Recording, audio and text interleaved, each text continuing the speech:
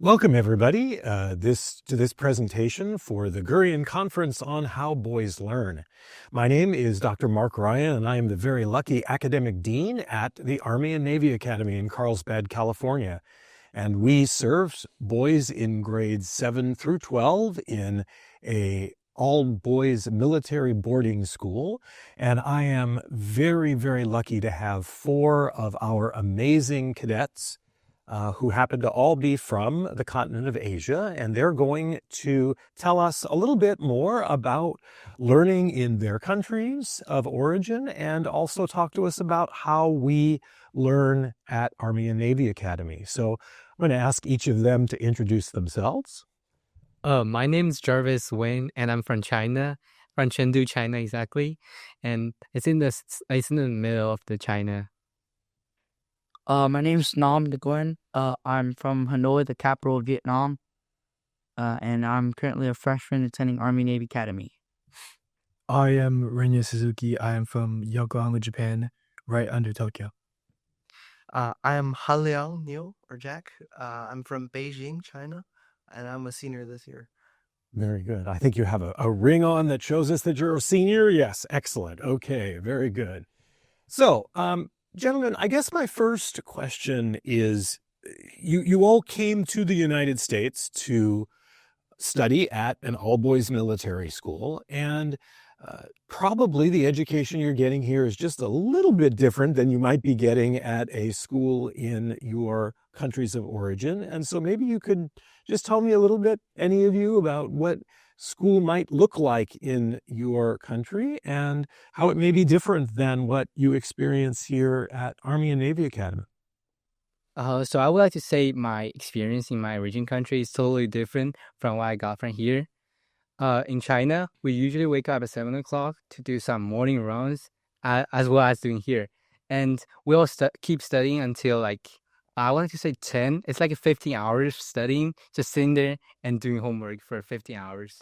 Wow. So you said that you get up early in the morning and begin a run. So that's something that we do here at Army and Navy Academy. We do physical fitness in the mornings. And so that's similar. But you have a much longer school day, it sounds. Yeah, and for our run, it's not just for fitness, it's more like obedience of students. It's trying to train students as their best to being a part of the society, being good to the society. Okay. Kind of a much more structured, regimented Exactly. kind of a thing. I've certainly seen images in China of students lined up in very straight rows, kind of doing the same sorts of exercises. So that's the kind of thing you're talking about? Yeah, that's what I'm talking about. Okay.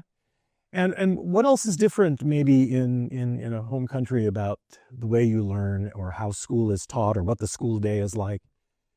So in Vietnam, for public school, the regular school day starts at around 7 in the morning, and it depends on your certain schedule, but sometimes it can end at around 12, and you go home to eat lunch, and you come back to school, and normally, most of the time, school ends around 5 or 6, and after that, it's a lot of homework, because they, most families tend to push their kids to the limits and have high grades. So a lot of times kids will study during the night. So definitely a longer school day again. Okay. What about in Japan? In Japan, we usually have a pretty similar type of morning. Wake up at 7, go to school, stay until around similar to American school times, around 3 o'clock, 4 o'clock. But we have night classes. We go to studying, and we have a teacher at the front, and he's teaching us what kind of concepts we want to learn, and it's just more and more work piled together after. It's kind of like tutoring, or is it it's more new topics? more of a type of class that we're able to take that just helps us in trying to be more academically indulged. Okay. Yeah, and totally, again, so from Beijing, where I'm from in China, basically the same as all the other countries like in Japan, as we mentioned. So, and the thing is that the things that we learn in school is really test and assessment oriented. So there are a lot of after school and on-school stuff that drags on for like 8 to 10 hours, just for the say you can imagine it as a mandatory SAT for graduating high school and college acceptance, and you only get one shot. So it is a pretty big hit on our like we orient around that. So high stakes testing is a pretty big deal, and if you don't do well on those tests, that shapes your future. Is that an accurate statement? Yeah, basically. I would say so. So if you take these tests at the end of your secondary school career, the equivalent of what we would call 12th grade ish, and you take these tests, and then if you do well, then you can get into college, and if you don't do well, then what's that like? If you do well, you can actually go to like the top university. Like everybody talk about it.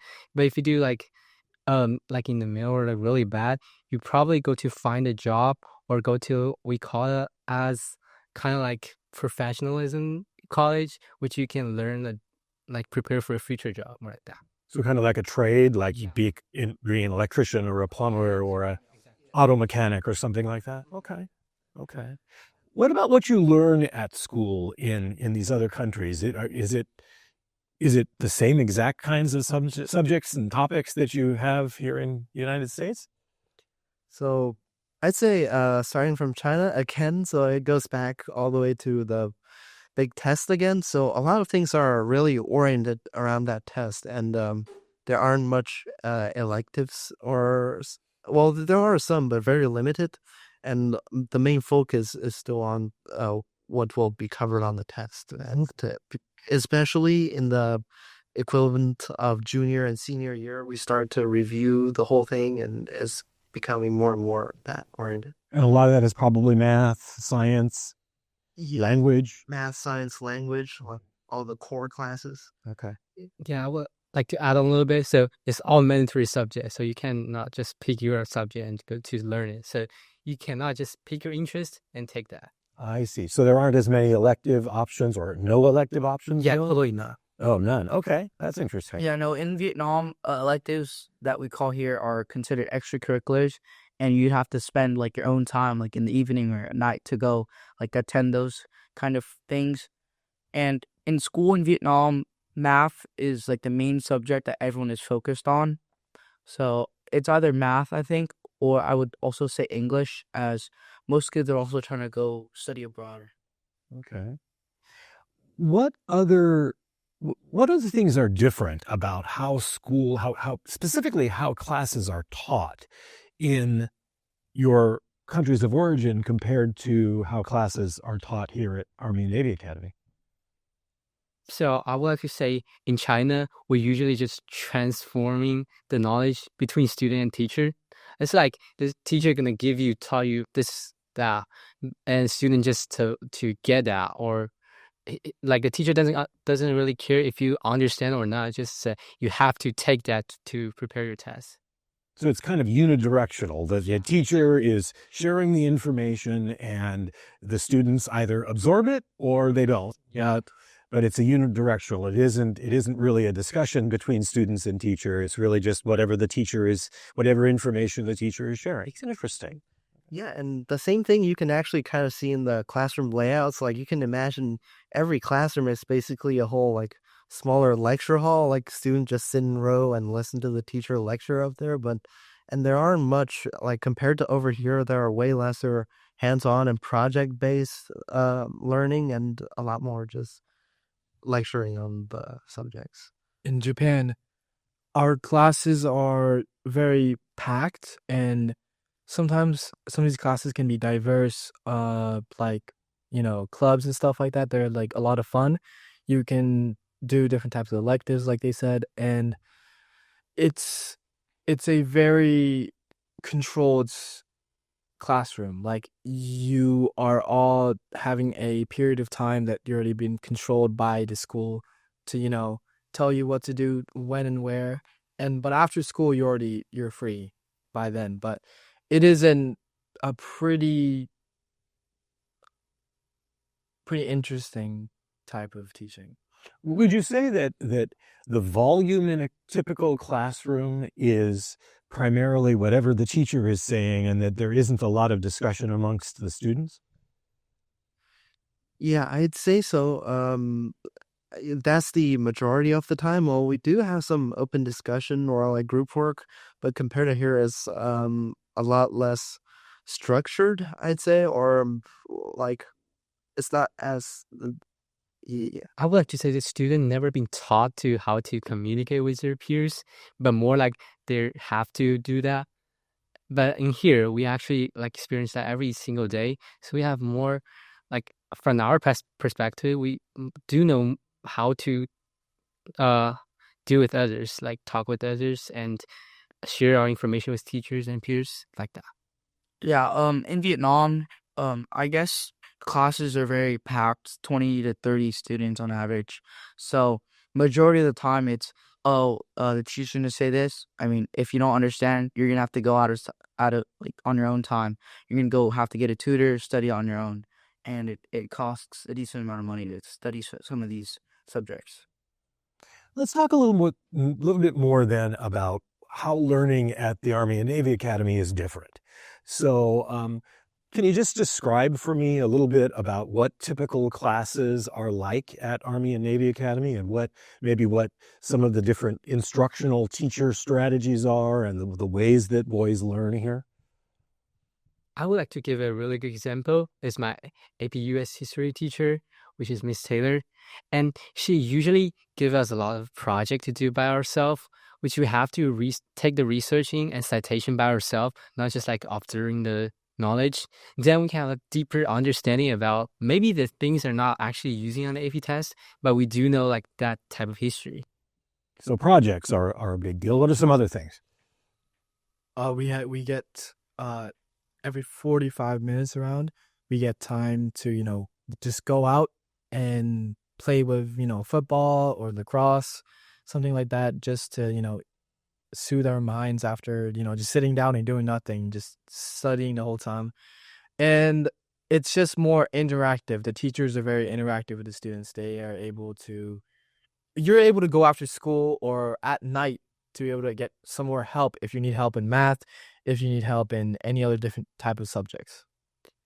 Yeah, and I say because we have such a pretty small population in this school compared to most other schools, and we also have compact classroom.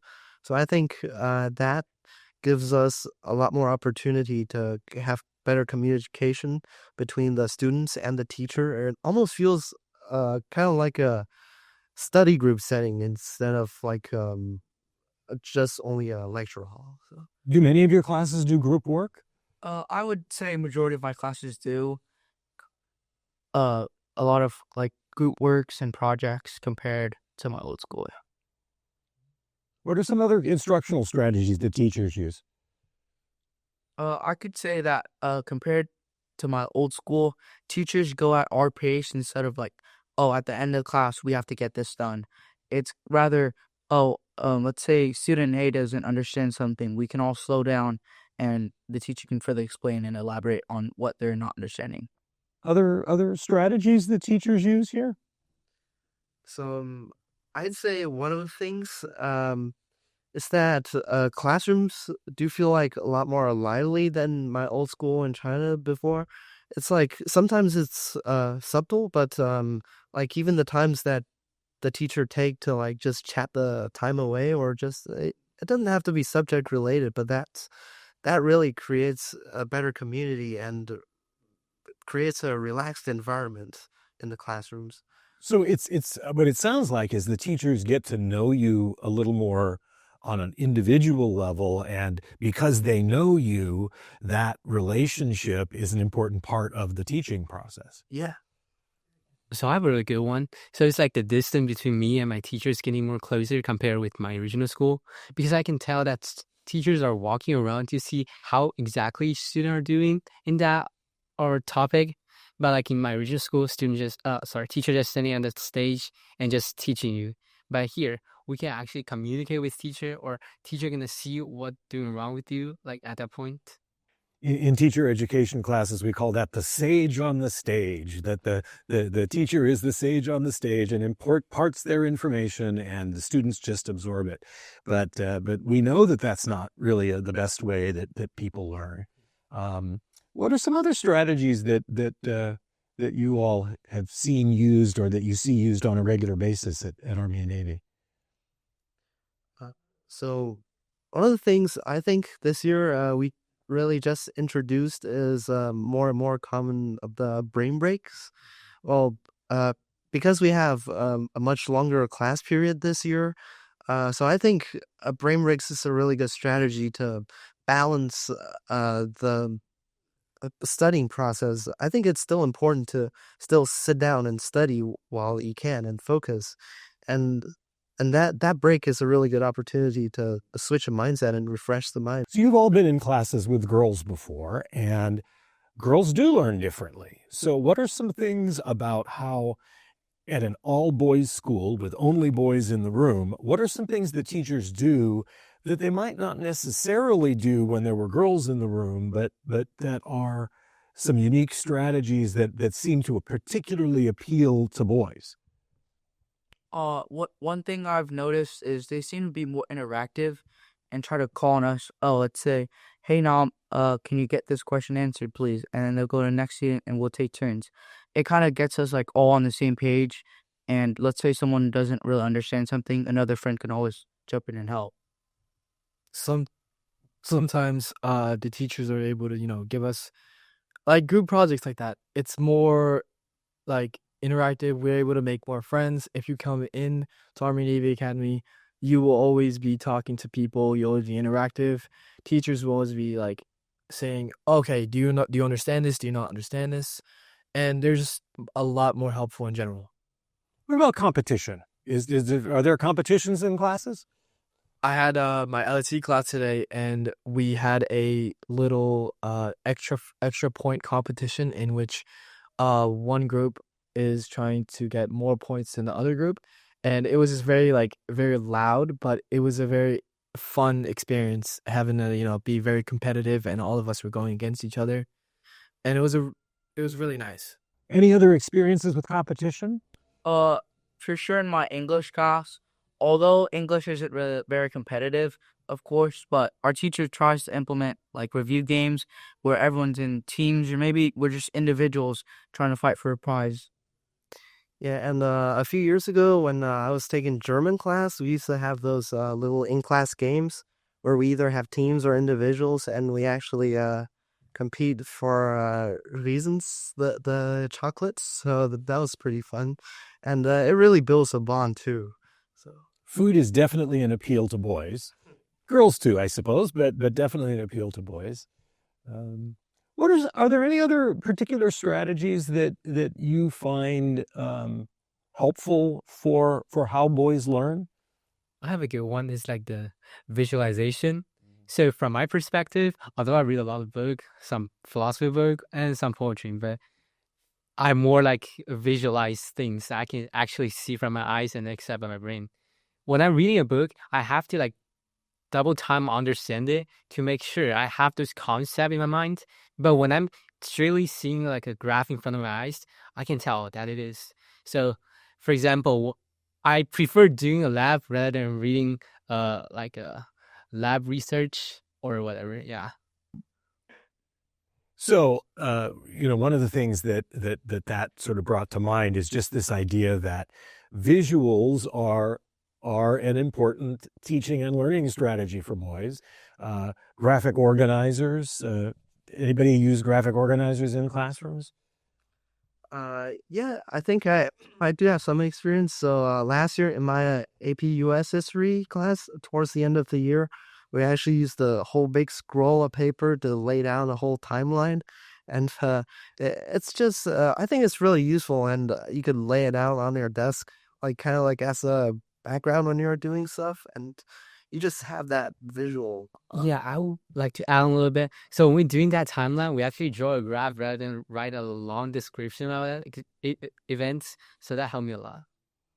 So one of the things we know about how boys learn is that they are not as verbal as girls and don't necessarily like to write as much.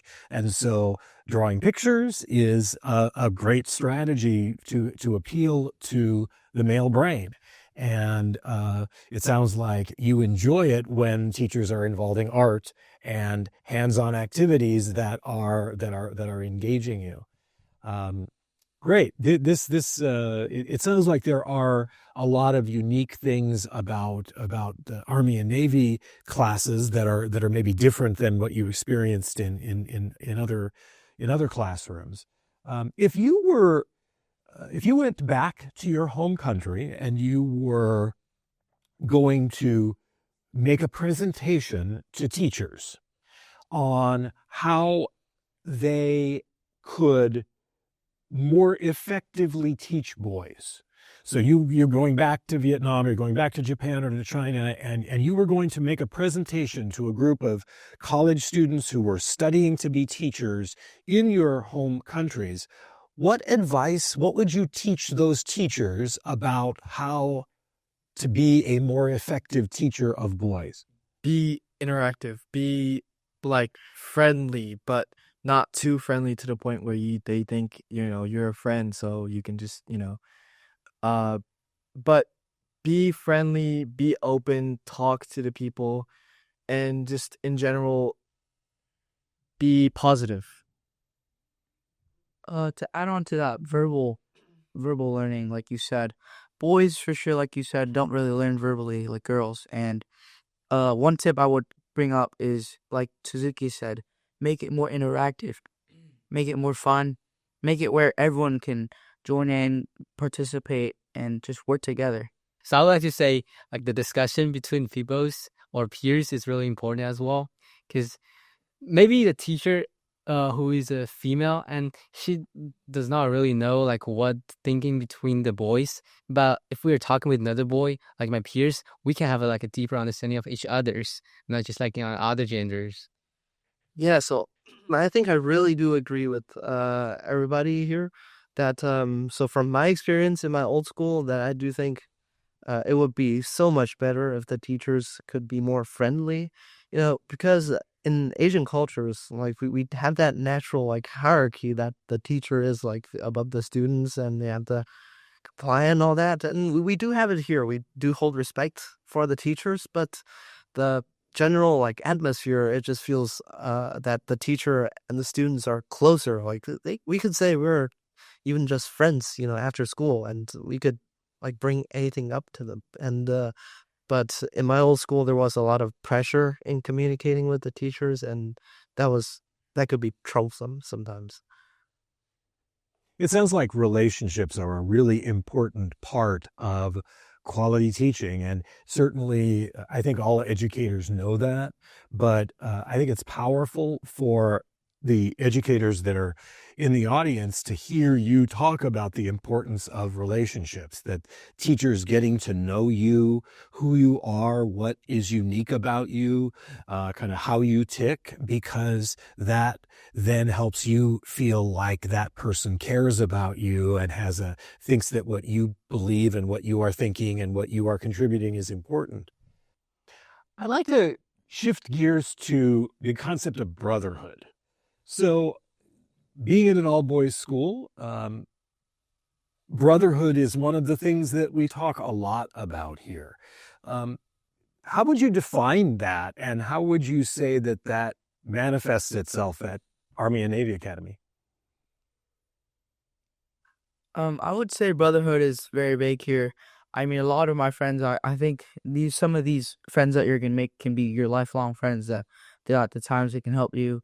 Even like I've noticed from my brother who graduated last year, he still talks to a lot of the senior class that graduated and his friends that he made. So I think brotherhood is very big here. It's brotherhood that we're able to support each other. So in times of need, when you're hurt, something happened, there's always going to be people around you that care, that would be like, are you okay? Are you like, do you need some help? Like, we can help you out. And in times of need, if you're, just down, you don't feel good, maybe you're sick, people are like yo, are you good, man? Are you good? And it's just like a really nice environment to be in. Yes, and because we're we live here every day, and it's such a closed environment, so do have a lot of interactions with each other every day, and it really is a unique experience that I haven't got before, and it does bring a lot more stronger of a bond than I could get before, and I'd say even if it's not a lot of people that you bond with, like just a couple of friends that you make, there it's gonna be really strong, and it could be your lifelong support. Yeah, so I have to say, all this interaction come up to different with society or like public school. For example, if you like slide down in front of public, somebody gonna just like side eyes you at an actual society. But here, brother helps brothers. So maybe somebody gonna help you at this time, and you're gonna just like help him back at next time or help others back at next time. That's come out with like a cycle between students and that like a running up at this campus at this academy. And just to add on, I feel like even if you're just having a mutual relationship, oh, I might not be friends with this guy, but we're still treating with each other with respect. We're still being kind to each other, and we're still helping out. How is that different when there are girls around? You're not able to, mess around with each other as much. Like, it's just we do a lot of horseplay and stuff like that sometimes, and it's just sometimes we might go like wrestling, and it's like a activity we do, and sometimes I feel like it doesn't really like work with women. And I feel like there's just like a barrier on what like you can do, you can't do. We're scared to talk to them. They're scared to talk to us. There's not that same communication between boys and boys, and that can be friends. That's what I feel like. Yeah, also there's no like group between boys and girls at this school. So there's only boys, no girls, no barrier between those two genders. And like if some boy at like a school which has boys and girl, maybe some boy gonna be caught a traitor because they get more close to girls. But I hear we're brother, we're together, we're a union.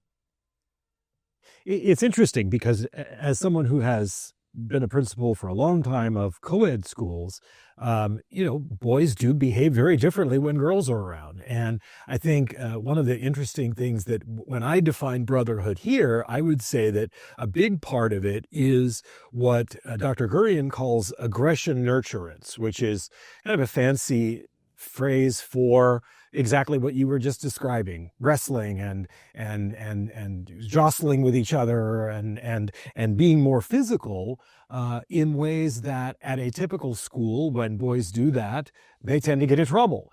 If they are more rough and tumble, if they make physical contact with each other, that is considered a bad thing. But at Army and Navy Academy, we acknowledge that that's part of being a boy, and that it's okay for boys to wrestle, and it's okay for boys to make physical contact with each other when it's done in a loving sort of way, not in a mean or cruel way. And sometimes the society sees that with boys and thinks, oh well, that's bullying, but it's really what Dr. Gurian calls aggression nurturance. It's part of how boys show each other that they care. Is they put their arm around each other's necks, and they punch each other in the arm, and that is just part of being a boy. And in an all boys setting, it's certainly an environment where you can do that and not have to worry about impressing that girl or not wanting to do something that makes the girl think negatively of you.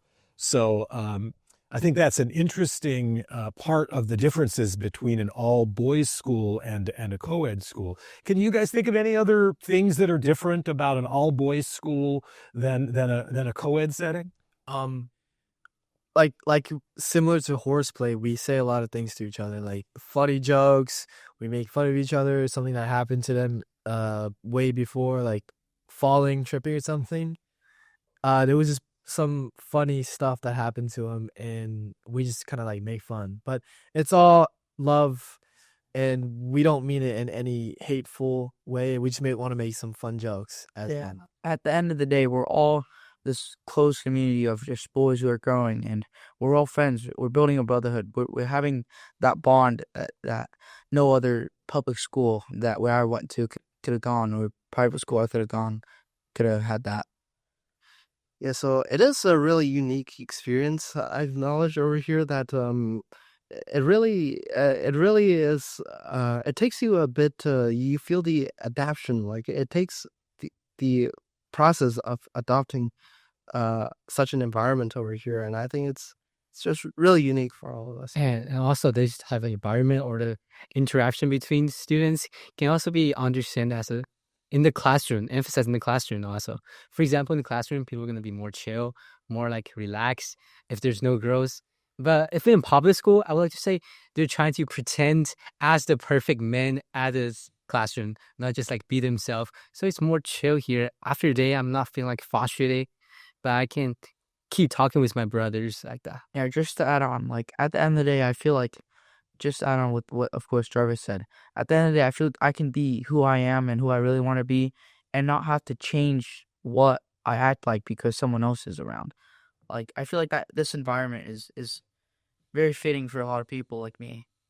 So part of what Army and Navy Academy is trying to do is to teach you to be men of virtue. We when you leave this school, we want you to be men that espouse a set of virtues that will be part of who you are for the rest of your lives. Tell me about what you think some of those virtues are that you are learning here, and maybe how you're learning them. One thing is respect. Respect to elderly people, respect to people who are higher than you, respect to your peers. Some people don't like to, give respect out, but in here, teachers say that a lot of these students are a lot better than public schools because they're able to give more respect to each other. They're listening to the teachers, and it's just more of a better environment for people who want, just to make real friends. That exactly what Nam said. Lifelong friends. Respect's a great one. Somebody give me another virtue. Another one I would say is honor. We learn to tell the truth, to not lie, to not cheat, and to not, of course, tolerate those who do. And here we have a wonderful honor council who helps us take kind of leading steps and stepping stones to help those kids. Oh, let's say I messed up. Here, let's help him and get him back on track. So I think honor is one thing that's really big that we learn. And that's part of being an honorable man. Another virtue that you think Army and Navy espouses. It's really important that Army and Navy let me like put down this prejudice or like prejudice toward others. But in actual society, for example, we do have competition between each others, but that not come up to hatred. So when we are seeing other people, we should treat them as like you treat everyone else, not just like being as he's like a special one. So just like bullying him like that. But here we're a brotherhood together, and in the future we'll take that brotherhood in this society as well. And I think one thing is responsibility that because we're in a JROTC, a military setting, so there's going to be, even though it's mock, but there are a lot more responsibilities that are put to us. If you have a, say, leadership role that you have extra duty to finish, kind of like schoolwork, but outside of school, that there are still assignments that you have to do. And sometimes, if you really find your interest, you do find the career or, say, kind of the passion you want, and there are real accomplishments in that. So, I appreciate everybody taking time to watch this, and I would just conclude by summarizing that a big part of the secret sauce of the Army and Navy Academy is that we do believe in boy brain science, and we try to operationalize boy brain science. We know that boys do learn differently, and so teaching and learning then have to be aligned with how boys learn best, and we try to operationalize that. At the same time, we are trying to develop virtue in every one of the young men that comes to this academy. And we call it an academy. It isn't a school. because a school is limited to that academic dimension. But at an academy, all of these other kinds of virtues are being developed, and the larger spirit of developing virtuous young men for life, which is our academy mission. So I really appreciate you gentlemen taking time to share some of your great insights with me and with our audience.